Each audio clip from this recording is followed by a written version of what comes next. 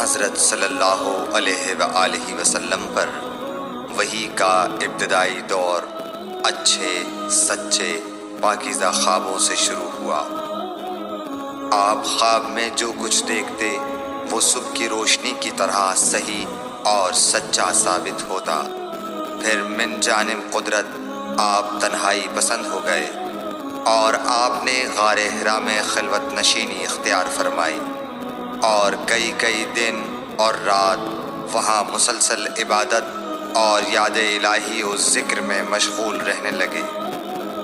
جب تک گھر آنے کو دل نہ چاہتا توشہ ہمراہ لیے ہوئے وہاں رہتے۔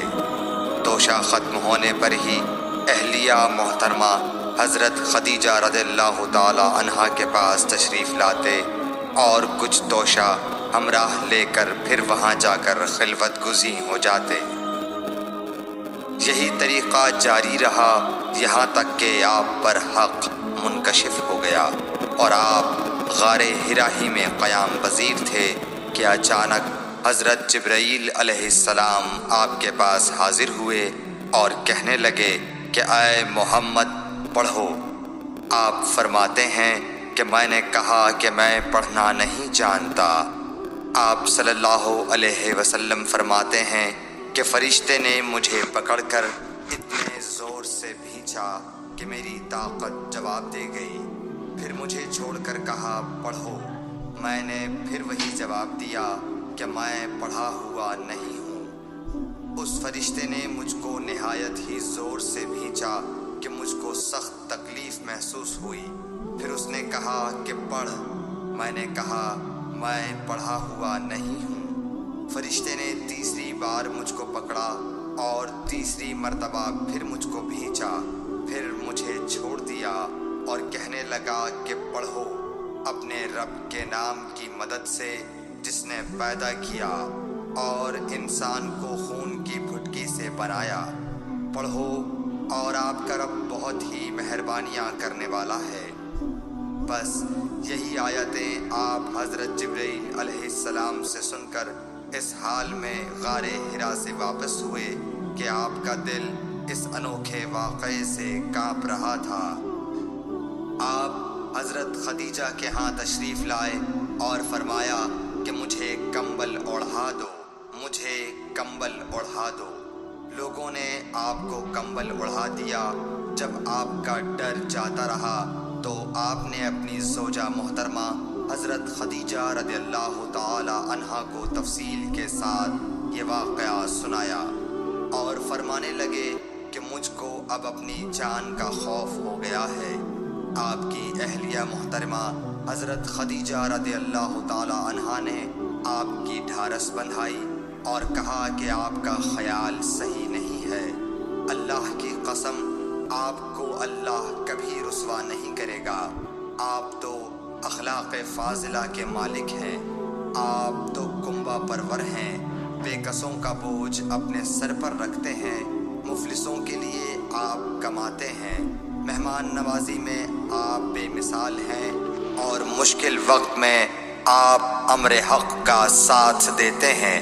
ایسے اوصاف حسنہ والا انسان یوں بے وقت ذلت و خواری کی موت نہیں پا سکتا۔ پھر مزید تسلی کے لیے حضرت خدیجہ رضی اللہ تعالی عنہا آپ کو ورقہ بن نوفل کے پاس لے گئیں جو ان کے چچا زاد بھائی تھے اور زمانہ جاہلیت میں نصرانی مذہب اختیار کر چکے تھے اور عبرانی زبان کے کاتب تھے۔ چنانچہ انجیل کو بھی حسب منشائے خداوندی عبرانی زبان میں لکھا کرتے تھے۔ انجیل سریانی زبان میں نازل ہوئی تھی، پھر اس کا ترجمہ عبرانی زبان میں ہوا۔ ورقہ اسی کو لکھتے تھے۔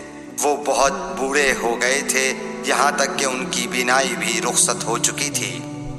حضرت خدیجہ رضی اللہ تعالی عنہا نے ان کے سامنے آپ کے حالات بیان کیے اور کہا کہ اے چچا زاد بھائی، اپنے بھتیجے محمد صلی اللہ علیہ وسلم کی زبانی ذرا ان کی کیفیت سن لیجئے۔ وہ بولے کہ بھتیجے آپ نے جو کچھ دیکھا ہے اس کی تفصیل سناؤ۔ چنانچہ آپ صلی اللہ علیہ وآلہ وسلم نے از اول تا آخر پورا واقعہ سنایا، جسے سن کر ورقہ بے اختیار ہو کر بول اٹھے کہ یہ تو وہی ناموس معزز رازدان فرشتہ ہے جسے اللہ نے حضرت موسیٰ علیہ السلام پر وحی دے کر بھیجا تھا۔ کاش میں آپ کے اس عہد نبوت کے شروع ہونے پر جواں عمر ہوتا، کاش میں اس وقت تک زندہ رہتا جب کہ آپ کی قوم آپ کو اس شہر سے نکال دے گی۔ رسول کریم صلی اللہ علیہ وآلہ وسلم نے یہ سن کر تعجب سے پوچھا کہ کیا وہ لوگ مجھ کو نکال دیں گے، حالانکہ میں تو ان میں صادق و امین و مقبول ہوں۔ ورقہ بولا، ہاں یہ سب کچھ سچ ہے، مگر جو شخص بھی آپ کی طرح امر حق لے کر آیا لوگ اس کے دشمن ہی ہو گئے ہیں۔ اگر مجھے آپ کی نبوت کا وہ زمانہ مل جائے تو میں آپ کی پوری مدد کروں گا، مگر ورقہ کچھ دنوں کے بعد انتقال کر گئے، پھر کچھ عرصے تک وحی کی آمد موقوف رہی۔ صحیح بخاری حدیث نمبر 3۔